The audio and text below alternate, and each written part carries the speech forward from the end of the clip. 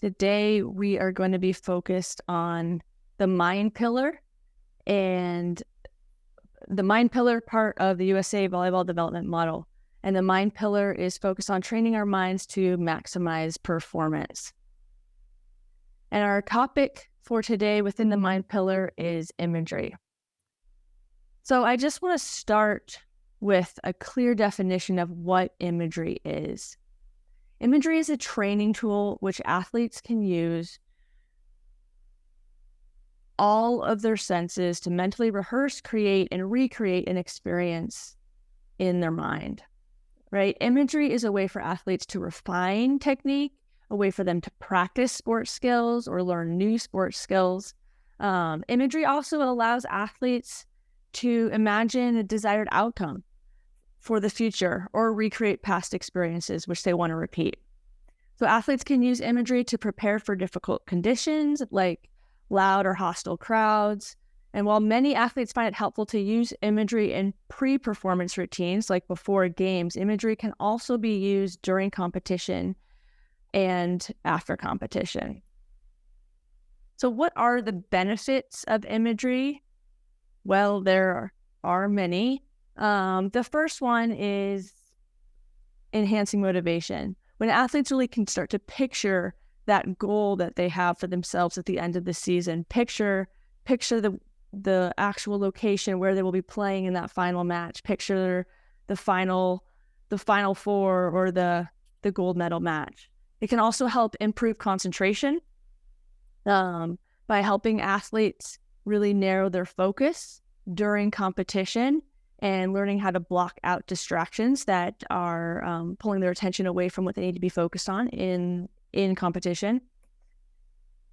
Imagery can also help reduce performance anxiety. And this is a really big one for our athletes. So really helping athletes integrate imagery to control or manage the anxiety that they feel either before competition or during competition. And also increasing confidence.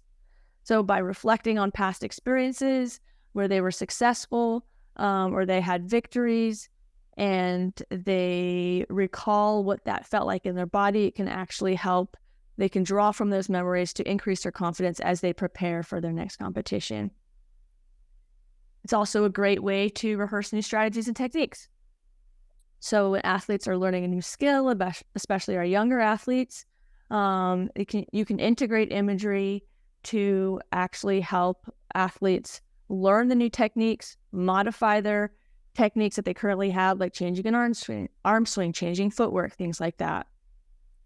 And then lastly, it's a really great tool for athletes to be able to get mental reps when they're injured. Imagery can be super helpful when athletes are sidelined. They're not able to get the reps, they're not able to get on the court. They can spend time picturing themselves healing, picturing their return to play, and imagining themselves coming back to the court stronger than they were before the injury. This is a great quote from Emily Cook here at USA Skier. She says, "For me, visualization for me doesn't take in all the senses. You have to smell it, you have to hear it, you have to feel it, everything." And I love this because in this quote, she really captures what imagery is and what the difference between imagery and visualization is. A lot of times you'll hear athletes or coaches talk about visualization and imagery interchangeably. And the reality is that imagery is actually much more inclusive, much more expansive than just visualization. Visualization focuses on just seeing it, whereas imagery really incorporates all of the senses.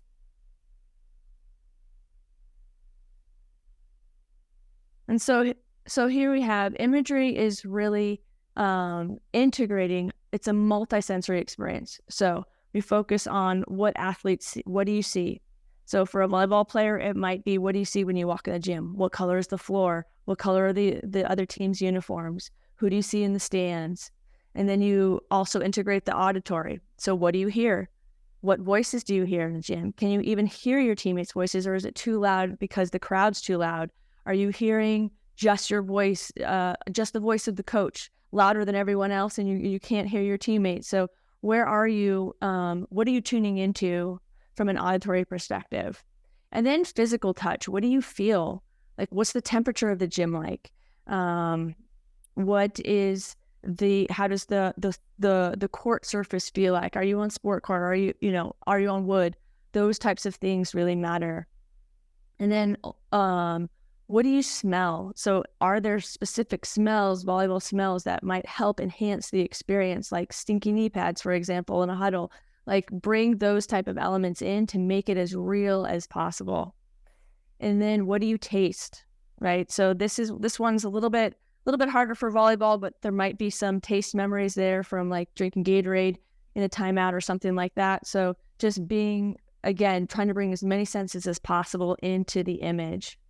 And then lastly is the kinesthetic. What does your body movement feel like? And what do your emotions feel like in the actual image? So this is something that we also want to bring in and tune into. We're going to talk a little bit more about that later. So again, the difference between visualization and imagery is that imagery is a multi-sensory experience. We're trying to bring in all the senses so that athletes can really feel like they're in the moment, reliving that moment or living it for the first time, so that when they actually get there in competition, they're ready. They've done it before. They're prepared and they know what to expect. All right, this is PETTLEP is a acronym for the elements that should be incorporated into teaching imagery. It's one of the most researched models for actually teaching imagery and then it's published by Holmes and Collins in 2001. So I like to use it. It's a framework for teaching imagery, and it just helps. You can go through each one of the elements and integrate each one of those into imagery when you're teaching imagery to your athletes. So, for example, we'll start from left to right. We want to start with the physical. So really, the athlete's imagery should reflect the athlete's physical movement in their sport. So we want to actually, as much as possible when they're doing it, have the athlete get in the position that they're going to be in. So physical stance, arm swing, all of those things, just integrate it into the imagery as much as possible so that they're actually like feeling what it will actually be like when they perform. And then the second one, environment. Picturing, as much as possible, getting the athlete in the competitive environment that they're going to be in. So obviously, if you have a tournament that is an away tournament that you're traveling to, you can't practice in that gym, but you can maybe get a picture of the gym online. You can help athletes prepare what, how much space is there between the sidelines and the end line, between the fans, those types of things, the roof, the flooring, all of that matters. And you can incorporate all of those details into your imagery, making it as clear as possible, to be as real-like as possible for the competitive environment that you're actually going to be playing in. And then we're moving on to task. So we want to make it as specific as possible. So make the image as specific to the movement or skill that they're trying to execute. And next, moving on to timing. Ideally, we're doing the time just as they would to execute the skill. So for example, we don't want to necessarily slow it down or speed it up to practice imagery. You can slow it down if you're trying to learn a new skill. That can be useful, but for the type of imagery when we're actually preparing for competition, we really want to practice in real time to get the reps in real time, so that they're practicing their timing, they're connecting with the amount of time that it's going to take. And then we're going to move on to learning. So this is where we just really want to meet the athlete at their developmental stage. We don't want to be, if they can't overhand serve, we don't want to be having them image like jump serving, right? We really want to be meeting them where they are, where they're pushing their growth level a little bit, they're stretching, but they're not overstretching and skipping levels. So really meeting athletes where they're at. And then moving on to emotion. And we're going to spend some time on this later, but really integrating and assessing what emotions are going to be present for this athlete when they play in this competition. It's going to feel different in competition in the final match, in the gold medal match, than it is in practice. So let's anticipate, what are the emotions that we're going to feel? What are the performance enhancing emotions that we want to feel? and integrating those into the imagery session so that athletes are really prepared as much as possible for the competition. And then lastly is perspective. So what is the athlete actually seeing when they image? Is it an internal viewpoint or is it an external viewpoint? And I'll go ahead and skip on to the next slide because we're going to dive a little deeper into that here. All right, internal imagery versus external imagery. Internal imagery is as if you are watching it through your own eyes, and external imagery is as if you were watching yourself in a movie or watching yourself in film. So the best type of imagery is, the most preferred type of imagery is internal imagery, just as if you're experiencing it for yourself. But some athletes have difficulty accessing that. And it can also be useful to image from an external perspective, from outside of one's body.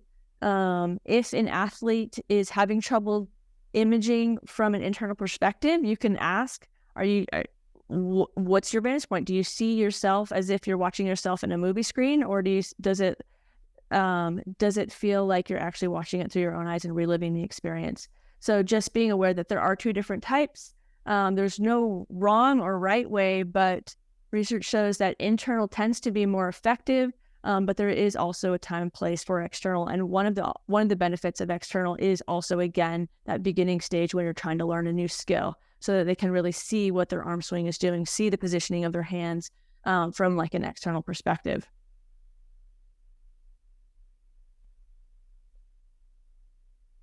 All right, two factors that can really affect or impact the effectiveness of imagery are controllability and vividness. And so I want to just talk about these two. So controllability is the actual ability of an athlete to control the image just exactly how they want it to, how they want to see it in their minds. So sometimes you'll have an athlete that will be practicing. Let's say we're practicing hitting on the outside, and the athlete wants to imagine hitting down the line, and they start swinging and in their mind, and they keep picturing themselves hitting the tape or hitting the net or tipping or cross court or just something that's totally out of their control or getting blocked at the last moment. That's a control issue.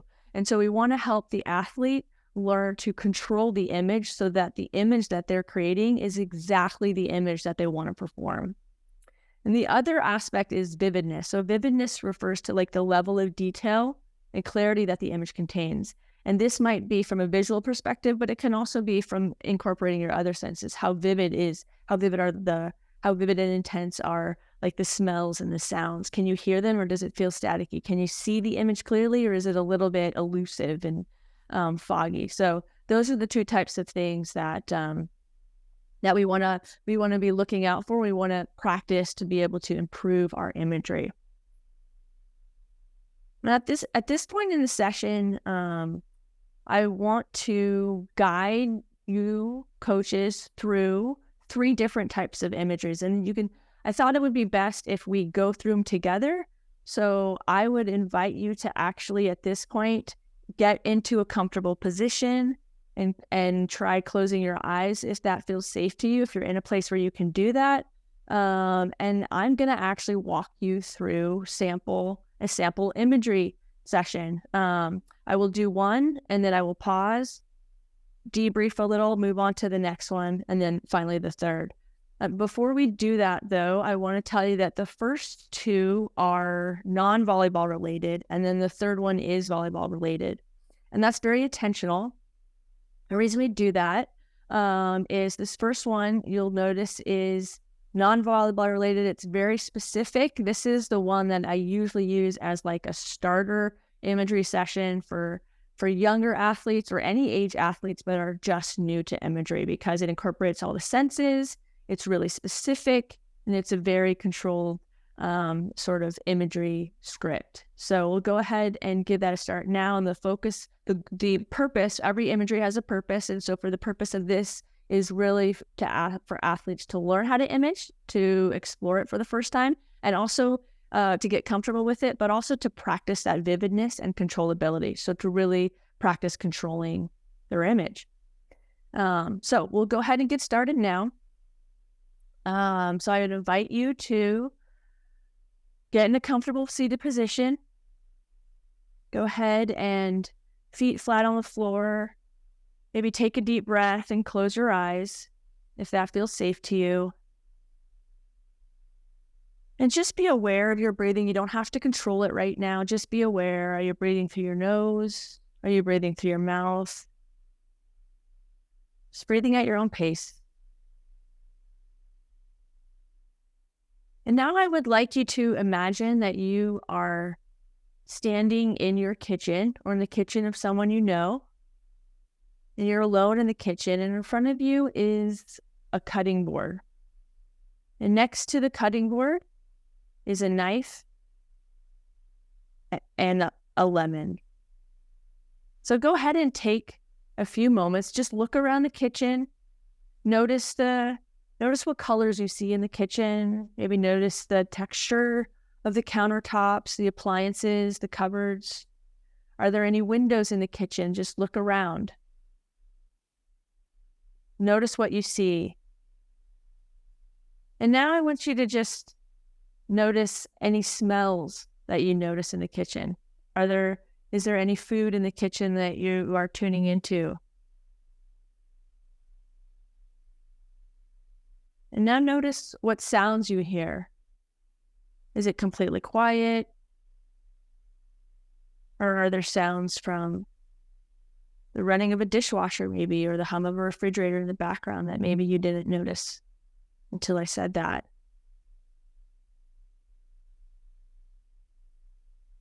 And just take time to try to tune in with each of your senses as you stand in this kitchen.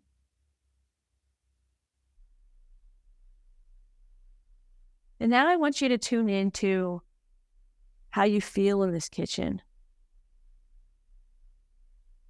What feelings come up for you? What memories are triggered? And now we're going to go ahead and shift the attention to the cutting board that is in front of you and the lemon on the cutting board. So picture the cutting board on the countertop, the lemon on top of the cutting board, and then you have a knife on the side. And I want you to first just pick up the lemon and hold it in your hand.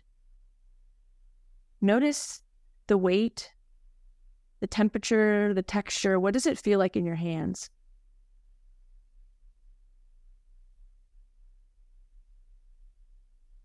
Now go ahead and put the lemon on the cutting board and carefully pick up the knife. And I want you to just cut the lemon in half very carefully. And feel the resistance to the knife and how it gives way as the lemon gives way as it splits open. And just notice the pale yellow pulp and juice that spills out onto the cutting board. Maybe there's a seed or two that come out. And now I want you to imagine yourself putting the knife down and picking up half of the lemon, and just go ahead and smell it. Bring it to your face and just smell the lemon scent.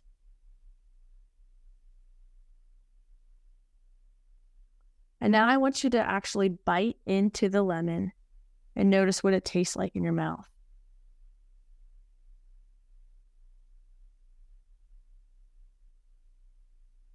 And when you're ready, you can go ahead and put down the lemon and open your eyes and just come back to the Zoom here with me. So at this point, I'd ask all the athletes to open their eyes, we'd reconnect, and we would debrief. And what the questions that I like to ask athletes at this point is, how did it feel? What came up for you? Did you have an internal perspective when you saw it through your own eyes? Did you have an external perspective, like you were watching yourself on film? Were there any distractions? How did you handle those distractions? Were you able to return to the image? One thing that I really love about this specific imagery script is that because the lemon is so sour and the idea of biting into a lemon, oftentimes people will their face will tense up and their jaw, and they might even have a really strong reaction in their mouth. And that's exactly what we want. We want to be able to teach athletes that they can have those type of reactions that strong, even from just imagery. And that's exactly the point that demonstrates how powerful imagery can be. So it's usually pretty surprising for some people. So that is the Cutting a Lemon imagery script. We're going to go ahead and move on to the second one. So the next imagery is, I'm going to call it Calm Place. And the purpose of this imagery is we still want to be focusing on, developing and learning that vividness and that controllability. But the real purpose of this imagery script is to really reduce performance anxiety and to help an athlete with that, increasing their self-awareness and their self-regulation. So recognizing that they can be stressed and they can integrate imagery even for a couple of minutes, and they can actually change the way they feel. They can change their emotions that they feel. They can also change the way their body feels to become less tense. And that can be really powerful as an athlete to learn how to do that. So we'll go ahead, and I will, at this point, invite you coaches that are listening in to go ahead and, again, get yourself in a seated position. And I invite you to close your eyes again. And like always, we'll start by just tuning into your body. Just noticing where you are with your breath. You don't have to control your breathing. Just go at your own pace, and just want you to be mindful of it now. Notice if you feel any different than you did in the first one. And at this point, I want you to imagine that you are in a safe and a calm place. It can be real or it can be imaginary, but it has to have always been completely safe.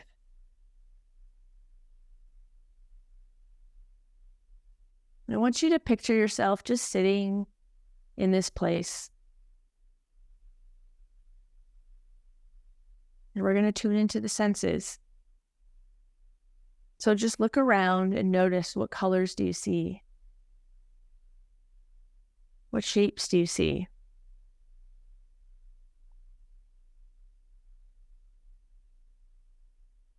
And now we'll shift attention from your eyes to your ears and just notice what sounds you hear.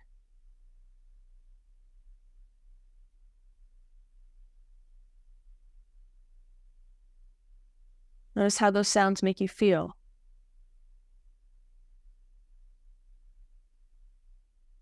What's the temperature like in this place? Is there any movement in the air?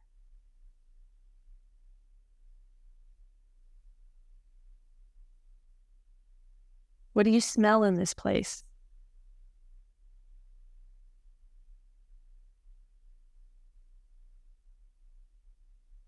Is there anything you can taste in this place?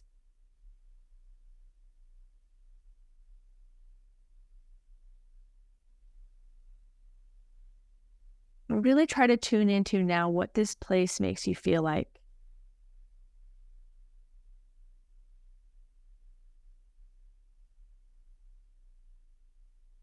Now I want to give you a moment, hold some space for you. And I invite you to just do one thing in this place that you might want to do that will make you feel at peace or make you feel comfortable and calm. We'll go ahead and give you a moment to do that now in this place.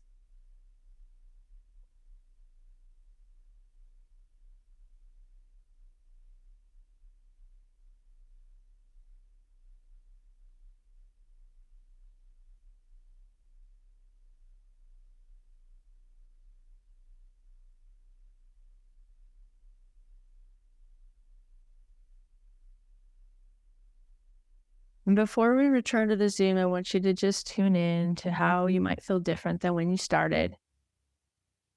And we'll go ahead and make our way back to the Zoom. And when you're ready, you can open your eyes. So at this point, I like to ask my athletes, how was this one for you? Did you find this one harder or easier than the one before, than the lemon one? Most athletes find this one a little harder because it's a lot more vague. I wasn't as specific, so athletes had to identify their own place. They had to stay in that place. I gave you an open activity, allowing you to do whatever you want. That makes you think of options, or am I doing the right thing? Or, it's not as specific as the first one, where it's really, really specific and structured. So sometimes people can struggle with this at first. My advice is to, the first time is usually the hardest, but once athletes get comfortable identifying that place and are really clear about the place and they know right where they're going, they can get there much faster. So they don't spend time or get lost thinking, oh, maybe I'll be in this place. Oh, but maybe I'll be in this other place because I want to switch places now. So really encouraging the athlete to figure out what that safe place is so that they can go there, they can mentally go there quick, and they can feel the emotional response and relief that they feel about going to that safe place and being safe.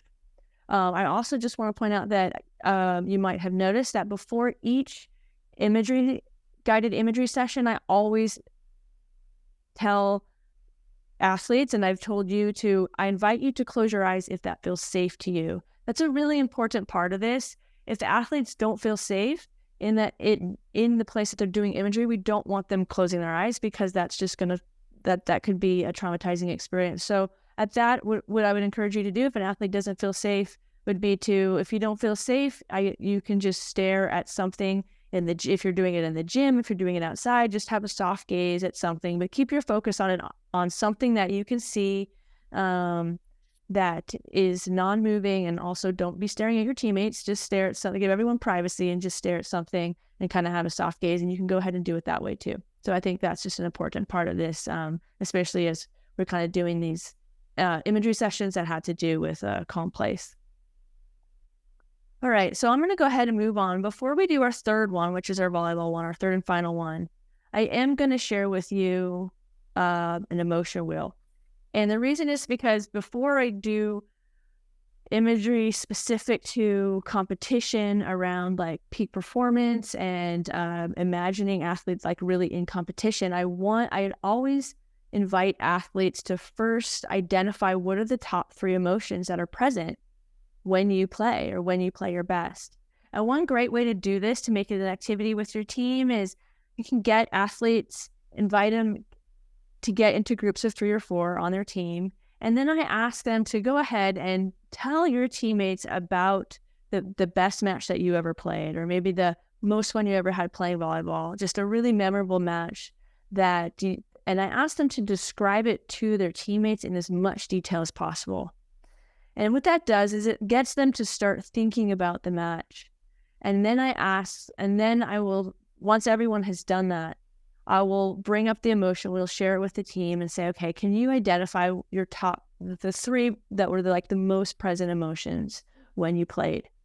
And at this point, I really want to point out that I don't know if maybe you're new to the emotion wheel or you've seen it before. You can easily Google it online and get access to it. But most of the emotion wheels are in color, which tend to have a little bit of bias, I think. And so I like to use a black and white one because there's no bias around the emotions. Something that's really important in this process is to reframe athletes' perspective. Instead of looking at this emotion wheel and thinking, oh, there's good emotions and bad emotions on here. They might think like anger is a bad emotion and happy is a good emotion. We want to actually shift that perspective to, well, anger might be an unpleasant emotion and happy might be a pleasant emotion. But what we're really going after here is we want to identify which emotions are performance enhancing and which emotions are performance inhibiting.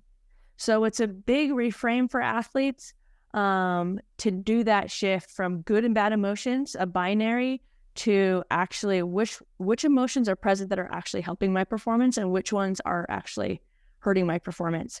And oftentimes when I do this with athletes, they're really surprised that when they recall their best match they ever played, and we actually go through an imagery session, they realize, oh, I was actually really nervous before that match. And that's a fantastic realization, because if they can realize that nervousness is an emotion that was present before they played one of their peak performances, then when they get nervous for the next game, they're not going to freak out. They can reframe that emotion as being an emotion that's present when their body is preparing to play their best.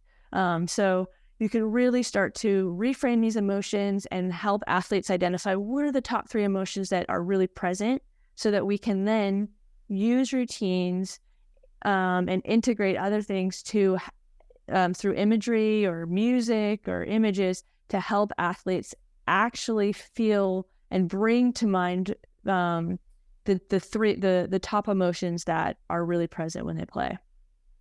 I will say that 3 is an arbitrary number, so you can do multiple, but I like to use 3 with athletes just so we're so they're not just picking one primary.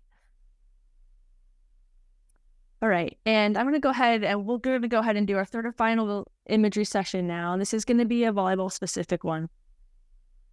So at this point, the purpose of the imagery of this one is going to be to imagine a specific skill, like a frequent skill that you do in volleyball, or maybe it's an anticipated skill at a critical point in a match. So we're always trying to increase our vividness and control of the image, but we also want to make sure that our emotional responses are accurate for the match, so that those are in line. So we'll go ahead and invite you, coaches, to close your eyes again. And always starting the same way, just tune into your breath. Try to tune into your emotions, how you're feeling. You feel different now than the first one or second one. And now I want you to actually identify a specific skill that you want to practice imaging in this session.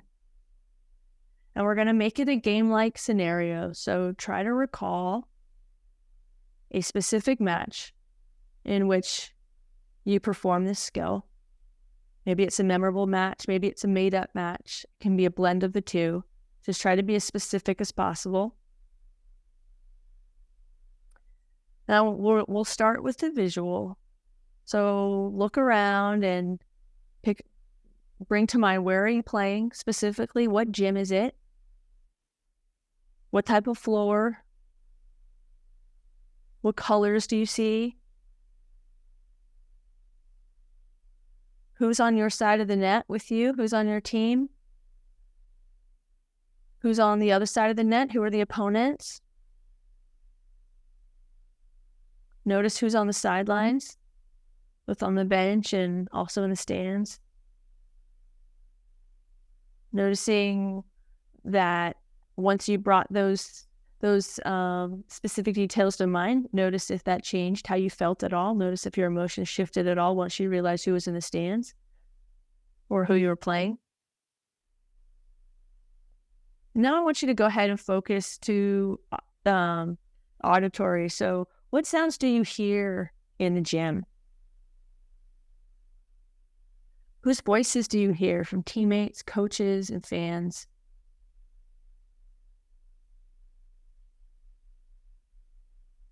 And now shift your attention to what your body feels like. What do your legs feel like as you're warming up? What do your arms feel like? What emotions do you feel?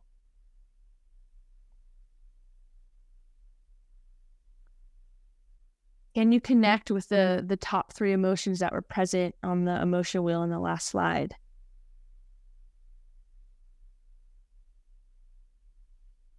And now focusing on smell, taste, and taste. What does your skin feel like? What do your hands feel like? Are they sweaty? Are there any smells that come to mind? Are there any tastes that come to mind in this place?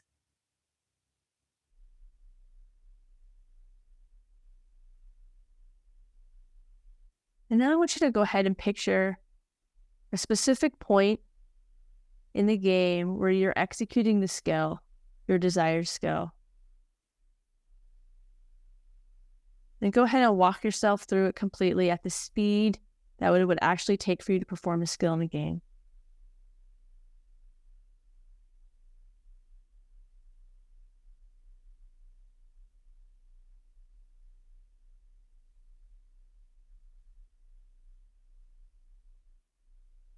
once the ball hits the ground, notice your reaction.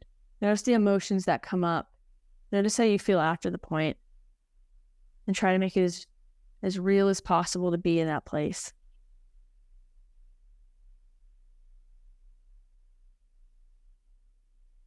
Then when you're ready, you can go ahead and open your eyes. Come back to the Zoom.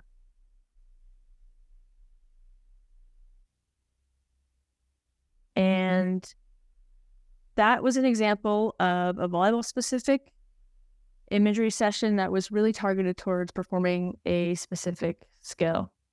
There's lots of different volleyball ones that you can do. Depends on what your goals are for the imagery. So that was our third and final imagery session.